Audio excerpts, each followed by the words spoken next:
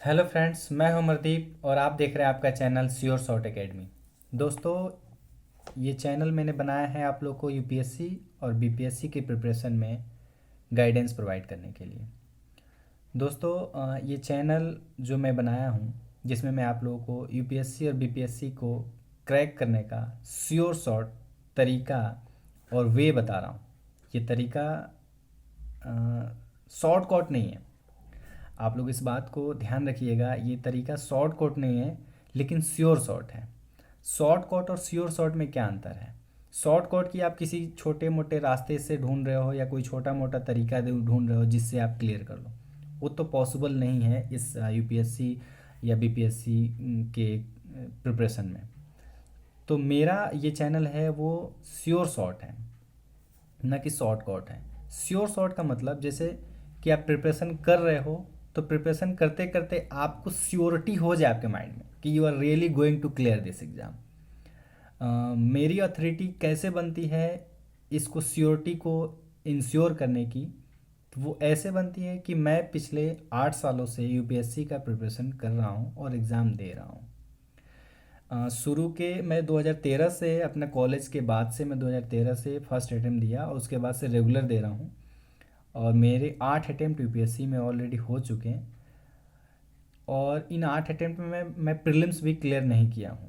मुझे शर्म नहीं आ रही है ये बात रिवील करने में कि मैं एक फेल्ड बंदा हूँ। लेकिन स्वामी विवेकानंद ने कहा था कि जब आप किसी चीज़ के लिए कोशिश करते हो, मेहनत करते हो और अगर जीत जाते हो तो लोगों को लीड करते हो। एज ए लीडर आप एज ए सिंबलाइज होते हो, और अगर हार जाते हो और फेल हो जाते हो तो लोगों को गाइड करते हो। तो मुझे नहीं पता कि मैं एक लीडर के रूप में अभी हेल्प कर रहा हूँ आप लोगों की, या बता रहा हूँ, या एक गाइड के रूप में। क्योंकि मेरा एक अटेम्प्ट और बचा हुआ है यूपीएससी में, और बीपीएससी में तो अभी एज के हिसाब से मैं 6-7 अटेम्प्ट और दे सकता हूँ। लेकिन मैं एग्ज़ाम में फ़ेल करते गया तो सीखते गया। मैंने कोचिंग भी किया था, मैंने वाजीराम एंड रवि से मैंने 2013 में कोचिंग भी किया था। मेरा ऑप्शनल मैथमेटिक्स था, आईएमएस से मैंने किया था वहाँ से। और वो साल दौड़ भाग में ही बीत गया। तो चूंकि वाजीराम एंड रवि में मैंने जब मैं एडमिशन लिया था तो मुझे लगा था, मैं उस समय सुनता था कि टॉप क्लास का कोचिंग है, तो ये आपको आप एक बार एडमिशन हो गया तो श्योर शॉट हो, आपका श्योरिटी हो जाएगी कि हाँ आप एग्ज़ाम क्लियर कर जाओगे। बट दोस्तों, रियलिटी ये बताऊँ कि चलो वहाँ से सिलेक्शन नहीं मिला या सिलेक्शन नहीं हो पाया वहाँ के क्लासेज से, लेकिन बहुत सारी चीज़ें मैंने सीखी भी, तो उसको मैं डिनाई भी नहीं कर रहा हूँ। तो फिर मुझे लगा कि मैं समझ गया कि ना, कोई कोचिंग तो किसी को आईएएस नहीं बना सकता। अगर कोई कोचिंग किसी को आईएएस बनाता तो दोस्तों पता नहीं कितने कोचिंग ऑनलाइन और ऑफलाइन सब खुल चुकी हैं। तो क्यों नहीं बना देती हूँ सबको?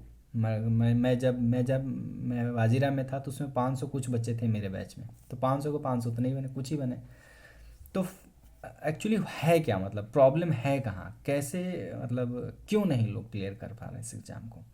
ये कोचिंग वाले जो बड़े बड़े हैं या जो कोचिंग ऑनलाइन ऑफलाइन जो भी हैं, वो क्यों नहीं मतलब क्लियर करा पा रहा है, या उनके बच्चे क्यों नहीं क्लियर कर पाते हैं? या इवन ये भी बता दो, बहुत सारे मैंने ऐसे दोस्त हैं या कलीग्स हैं या फ्रेंड्स के फ्रेंड्स हैं जो आईएफएस हैं, आईआरएस ऑफिसर हैं, और वो लोग भी प्रीलिम्स क्लियर नहीं कर पाते हैं। बहुत लोग मेंस इंटरव्यू तक जाने वाले बंदे भी कई बार अपने अटैम्प्ट्स में, नेक्स्ट अटैम्प्ट में प्रीलिम्स नहीं क्लियर कर पाए। तो प्रीलिम्स तो एक हर्डल है, और इवन मेरे को भी था, मेरे लिए फियर था शुरू में, लेकिन अब मैं उसको कंकर कर चुका हूँ और मैं अब जान चुका हूँ कि कैसे क्लियर किया जा सकता है। मेरे इन इन 6-7 सालों की जर्नी में कभी मैं कोचिंग पे रिलाई करता था, तो कभी मटेरियल अलग अलग लेता था, तो कभी कुछ करता था, कभी कुछ करता। बहुत सारे मिस्टेक्स हुए और बहुत सारे एक्सपेरिमेंट्स हुए। इन मिस्टेक्स एंड एक्सपेरिमेंट्स में मेरे अटेम्प्ट्स गए और मेरे मेरे को सीखने को मिला। अब मैं अभी लास्ट अटेम्प्ट में हूँ, तो बहुत लोग कह रहे हैं कि क्या होगा क्या होगा, बट मैं जानता हूँ और मुझे लगता है अब, क्योंकि अब मैं श्योर शॉट फार्मूला पे हूँ, तो अगर मैं उसको कंटिन्यू कर दिया तो I will be able to clear this exam together with you. तो मैं सोचा कि ना, यूपीएससी का जो प्रिपरेशन है या जनरल कंपटीशन प्रिपरेशन है, इसमें 3 चीज़ें मोस्ट चैलेंजिंग है। फर्स्ट कि ना आपको पहले पता चले कि आप अपने रिसोर्सेज को श्योर करो, लिमिट करो। क्योंकि शुरू के प्रिपरेशन में टीचर पढ़ाता था, जो भी टीचर आता था वो एक दो बुक लिखवा देता था, पढ़ा, उनका बुक भी खरीद लिया। और ये पॉसिबल नहीं है एक ह्यूमन बीइंग के लिए कि वो एक रोबोट की तरह स्कैन करके सारी किताबें पढ़ जाए और लाइन टू लाइन याद रहे। तो पहला तो लेसन ये है कि आपको अपने रिसोर्सेज को लिमिटेड करना है। ठीक है, पहला रिसोर्सेज लिमिटेड करना है। दूसरा, जो रिसोर्सेज आपने लिमिटेड किया है वो रिसोर्सेज आपके सिलेबस के मैक्सिमम पोर्शन 90 या 80%, 100% कोई एक बुक आपको रिसोर्स को कंप्लीट नहीं कर सकता है। तो पहला कि आपको लिमिटेड करना है सोर्सेज को, आपकी जो रिसोर्सेज हैं, जो बुक्स हैं, उनको लिमिटेड करना है। दूसरा, सिलेबस और प्रीवियस ईयर पेपर को एनालाइज करना है, बहुत माइक्रो एनालिसिस आपको करनी है। तो मैंने किया, फेल हुआ नहीं। जैसे कहा जाता है कि एडिसन ने 1000 एलिमेंट्स का एक्सपेरिमेंट किया था, 9999 का किया था, 1000वां वो था फिलामेंट जिससे उन्होंने जाना कि हाँ टंगस्टन जो है उससे आप बल्ब जला सकते हो। तो शायद काइंड ऑफ मेरे साथ भी है। मेरे को तो 1000 नहीं लगे, मेरे को 8 अटेम्प्ट लग गए। जर्नी थोड़ी काफ़ी स्ट्रगलफुल रही, काफ़ी अप्स एंड डाउन्स रहे, बट मैं हारा हूँ लेकिन हार नहीं माना हूँ। तो जो तीसरी बात है, पहली बात तो मैंने बताई कि रिसोर्सेज लिमिट करोगे, और दूसरी बात मैंने बताई कि प्रीवियस ईयर पेपर और सिलेबस को बहुत माइक्रो एनालिसिस करोगे और उन रिसोर्सेज के साथ सिंक्रोनाइज कराओगे। और तीसरी जो मोस्ट इम्पॉर्टेंट थिंग है कि इस यूपीएससी प्रिपरेशन या बीपीएससी के प्रिपरेशन में अपने आप को थ्रू आउट ईयर, क्योंकि ये 1 साल का, या तो एग्ज़ाम की तैयारी में 1 साल लग जाते हैं, और तैयारी में लगे तो एग्ज़ाम देते हो तो 1 साल लगता है, प्री मेंस इंटरव्यू आते आते उसमें 1 साल लग जाते हैं। उसके बाद भी आपकी 1 साल की, 6 महीने की, 8 महीने की, 12 महीने की सर्विसेज के अकॉर्डिंग आपकी ट्रेनिंग होती है। तो करीब 2-3 साल का प्रोसेस है। तो उस थ्रू आउट प्रोसेस में आप अपनी एनर्जी को सेम लेवल पे मेंटेन करो और उसको कंटिन्यू करो, ये बिगेस्ट चैलेंज है। ये मेरे साथ हुआ, कई बार हुआ, अप्स एंड डाउन्स भी आए, कई बार डिमोरलाइज भी हुआ, लेकिन मैं खोजते रहा, खोजते रहा, खोजते रहा, और आज इस मुकाम पे आ गया हूँ कि मैं वो आप लोगों के साथ शेयर करूँ। कोचिंग्स, अब जैसे कोचिंग ऑनलाइन ऑफलाइन है, वो यही फेल कर गए। वो रैंडम प्रिपरेशन कराते हैं, मतलब ये भी पढ़ लो, वो भी पढ़ लो, ये भी कर लो, वो भी कर लो, उनको पता ही नहीं था कि क्वेश्चन आखिर कैसे बनते हैं। तो इन फेलियर के दौरान मैंने सीखा कि क्वेश्चन बनते कैसे हैं। आखिर अगर वो क्वेश्चन बना रहे हैं यूपीएससी बीपीएससी जो भी जनरल कॉम्पिटिशन के एग्जाम में, तो इनका कोई क्राइटेरिया होगा, कोई तरीका होगा कि हाँ इस तरह से ये बना रहे हैं क्वेश्चन पेपर। फिर मैंने, तो क्या तरीका है ढूंढने का? तरीका तो यही है कि प्रीवियस ईयर क्वेश्चन देखो, और सिलेबस है, क्योंकि उन्होंने सिलेबस में लिखा ही, अब सिलेबस में हिस्ट्री ऑफ इंडिया लिख दिया या इंडियन नेशनल मूवमेंट लिख दिया, तो आप तो पूरा नेशनल मूवमेंट पढ़ भी लो तो याद नहीं रहेगा। लेकिन वो चीज़ें जब, कैसे समझो कि उन चीज़ों को आपको पढ़ना है या उस तरह से याद रखना है, मैं श्योर शॉर्ट इसको कैसे बना रहा हूँ अपने इस एनालिसिस में, रिसोर्सेज में बताऊँगा। उन रिसोर्सेज को आपको स्ट्रिक्ट रहना है और उसको फॉलो अप करना है, और इसमें भी उसमें आप श्योर शॉर्ट कैसे करोगे, वो तरीका आपको प्रीवियस ईयर क्वेश्चन देख के पता चलेगा। और दोस्तों मैंने देखा है, जैसे यूपीएससी को लोग अनप्रेडिक्टेबल सर्विस कमीशन कहते हैं। Although I am failed in my last 8 attempt, but still I am not saying that this is a unpredictable service. It's a really predictable service. Although मैं ये जो वीडियो बना रहा हूँ, तो इसमें लोग मेरे को, जो लोग समझ पाएंगे मेरी बात को, वो अप्रिसिएट करेंगे कि हाँ मैं सही डायरेक्शन में बता रहा हूँ। मिसगाइडेंस इसलिए नहीं कर सकता क्योंकि मैं खुद पिछले 8 सालों में मिसगाइडेंस का भी शिकार रहा हूँ, कई बार कोचिंग की वजह से, कई बार ऑनलाइन, कई बार ऑफलाइन, कई बार दोस्तों, कभी और सीनियर। तभी तो मैं यहाँ पे आज आप लोगों के सामने एक नया प्रोजेक्ट बना के आप लोगों के साथ बैठा हूँ। और मैं जो आज स्टार्ट कर रहा हूँ, आई प्रॉमिस कि मैं जब तक सक्सेस ना हो जाऊँ और आप लोगों को भी, जो लोग मेरे साथ जुड़ेंगे उन लोगों को सक्सेस ना कर दूँ, तब तक मैं कंटिन्यू करता रहूँगा आपको। तो मैंने क्या बताया, 3 तरीके बताए। पहला बताया कि आपको अपने रिसोर्सेज को लिमिटेड करना है। दूसरा, आप अपने प्रीवियस ईयर क्वेश्चन और सिलेबस को इस रिसोर्सेज के साथ सिंक्रोनाइज कराओगे। और तीसरा जो मैंने मोस्ट इम्पोर्टेंट बताया था कि ये जो थ्रू आउट जर्नी आपकी जाने वाली है, इसमें आप अपने आप को सेम लेवल ऑफ पेस, मतलब पेस, रेस, जो आपका काम करने का तरीका है, चाहे 2 घंटे या 4 घंटे 6 घंटे जो भी है, उसको आपको थ्रू आउट द ईयर आपको मेंटेन करना है। अगर ये 3 चीज़ें आपने कंटिन्यू कर ली, और जो मैं श्योर शॉट, और इन तीनों को कंबाइन करके, जो मैंने श्योर शॉट फार्मूला या इन्वेंट किया है, तो उसको अगर आपने फॉलो कर दिया, सॉरी थोड़ा गला सूख रहा था, मेरे को एक्सपीरियंस नहीं है बोलने का इतना। तो ये मेरे अंदर कहाँ से है? जब मैं आईआईटी जेईई के लिए तैयारी करता था कोटा में, तो उस समय मैं पढ़ता था हीट ऑफ कंबंसन का स्टेप, कि ये स्टेप हैं, उसमें 8-10 स्टेप हैं, तो आप करोगे तो आपको हीट ऑफ कंबंसन निकलेगा, कि किसी भी चीज़ को जलाते हो तो उससे कितनी हीट निकलती है। और आईआईटी में हर साल एक क्वेश्चन पूछा जाता था, तो सब लोग उसमें उसको पढ़ाते थे, वही तरीका था, कोई फार्मूला किसी साइंटिस्ट ने उसका इन्वेंट नहीं किया था। मैंने क्या किया कि करीब 50-60 क्वेश्चन सॉल्व किए, और मैंने एक सर्टेन पैटर्न फाइंड आउट किया कि हाँ ये तरीका है, कि जिससे मैंने एक्स वाई और ए बी सी डी करके बना के एक मैंने फार्मूला बना दिया था। तो मैंने वो फार्मूला मैंने खुद इन्वेंट किया था, मैंने अपने केमिस्ट्री के टीचर से शेयर भी किया था। He said very good very good. तो मैं कहता हूँ, मैं प्रॉब्लम्स आती हैं, मेरे प्रॉब्लम्स सॉल्विंग एटीट्यूड रहा है, और यही एटीट्यूड आपको एक ऑफिसर बनाती है। और एक कॉमन मैन और एक एडमिनिस्ट्रेटिव पर्सन में यही डिफरेंस है, कि you will have to be a attitude जो एक प्रॉब्लम सॉल्विंग हो। तो आपकी प्रॉब्लम सॉल्विंग एटीट्यूड होनी चाहिए, और आपकी जो क्यूरियस माइंड होनी चाहिए, खोज करते रहें चीज़ों को, और वहीं करते करते मैं यहाँ तक आया हूँ। तो ये मेरे अंदर तब से ही था, जब मैंने इंजीनियरिंग की प्रिपरेशन करा था और इंजीनियरिंग किया भी। तो उस समय मैंने एक इन्वेंट कर दिया था फार्मूला, कि हीट ऑफ कंबंसन इस तरह एक्स वाई जेड करके आप रखोगे, तो फार्मूला पे रखोगे तो फटाफट से निकल जाएगा। Same thing happen to me in here. मैं बहुतों से पूछा, किसी ने नहीं बताया, फिर मैंने कहा चलो खुद ही खोजते हैं, और मैंने खोजते खोजते पाया। और मैं प्रीवियस ईयर क्वेश्चन अभी देता हूँ, जैसे यूपीएससी का इस बार का दे के आया था, उसमें भी दिया। अब उसमें भी 2-3 चीज़ें, अब पेपर पैटर्न पे भी, पेपर अटेम्प्ट में भी कहाँ कहाँ मिस्टेक हुआ है, वो सब भी शेयर करूँगा आप लोगों के साथ।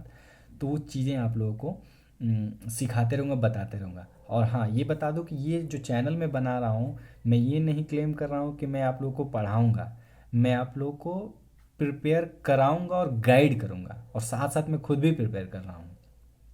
तो जो लोग अगर मेरे साथ प्रिपेयर करेंगे, तो मैं प्रॉमिस करता हूँ कि उनका सिलेक्शन ज़रूर होएगा, ना होने का सवाल ही नहीं है।